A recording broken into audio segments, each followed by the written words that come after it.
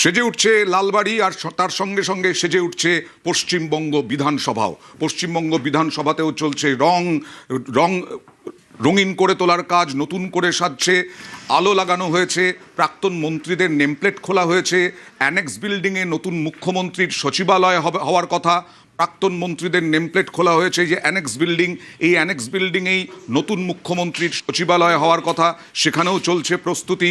এবং প্রাক্তন মন্ত্রীদের নেমপ্লেট খোলার পরে এবার যারা মন্ত্রিত্ব পাবেন, তারা এবার বিজেপির জয়ী প্রার্থীদের মধ্যে যারা মন্ত্রিত্ব পাবেন তাদের নাম বসবে। এইভাবেই বিধানসভা আবার সেজে উঠছে নতুন করে নতুন সরকারের জন্য। নতুন সরকার গঠনের সাথে সাথে চূড়ান্ত ব্যস্ততা শুরু হয়ে গিয়েছে রাজ্য বিধানসভার অন্দরেও। তার কারণ রাজ্য বিধানসভার যে অ্যানেক্স বিল্ডিং রয়েছে, জানা যাচ্ছে সেখানেই নয়া মুখ্যমন্ত্রী সচিবালয় হতে চলেছে। নয়া মুখ্যমন্ত্রী সচিবালয় যেখানে হবে, যেটি বিধানসভার অন্দরে প্লাটিনাম জুবিলি মেমোরিয়াল বিল্ডিং বলে পরিচিত, যেখানে মূলত এতদিন পর্যন্ত বিধানসভার বিভিন্ন অনুষ্ঠান এবং লাইব্রেরি ছিল।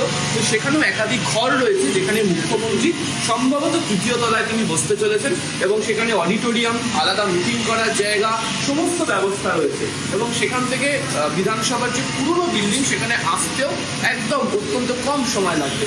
দেখতে পাওয়া যাচ্ছে যে বিল্ডিংয়ের মধ্যে বা সামনেও চূড়ান্ত ব্যস্ততা রয়েছে। সামনের যে লন, সেটা যেমন পরিষ্কার করার কাজ চলছে, সেখানে পূর্ত দপ্তরের যারা রয়েছেন, তারা নিরাপত্তার দায়িত্বে যারা রয়েছেন, তারা বারবার ধরে কাজ করছেন।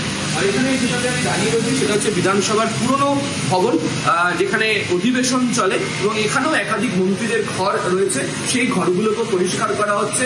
স্পিকারের ঘর, ডেপুটি স্পিকারের ঘর, চিফ হুইপের ঘর, সেগুলিকেও খুলে পরিষ্কার করা হচ্ছে। এবং সব থেকে আশ্চর্যের, 2022-এর 22শে জুলাইয়ের পর থেকে যে ঘর বন্ধ ছিল, তার প্রাক্তন মন্ত্রী পার্থ চট্টোপাধ্যায়ের যে ঘর, সেই ঘরও খুলে পরিষ্কার করা হয়েছে। এবং সেটি বিধানসভাতে মুখ্যমন্ত্রীর যে ঘর রয়েছে তার একদম পাশে। ফলে আগামী দিনে সেই ঘর নতুন কোনো মন্ত্রী তিনি পান, নাকি বিধানসভার অধিবেশন কক্ষের পাশে মুখ্যমন্ত্রী যেখানে বসতেন বহু বছর ধরে, তার গা লাগোয়া এই ঘরকে মুখ্যমন্ত্রীর কোনো অফিস হিসাবে ব্যবহার করায়, সেদিকেও দেখান।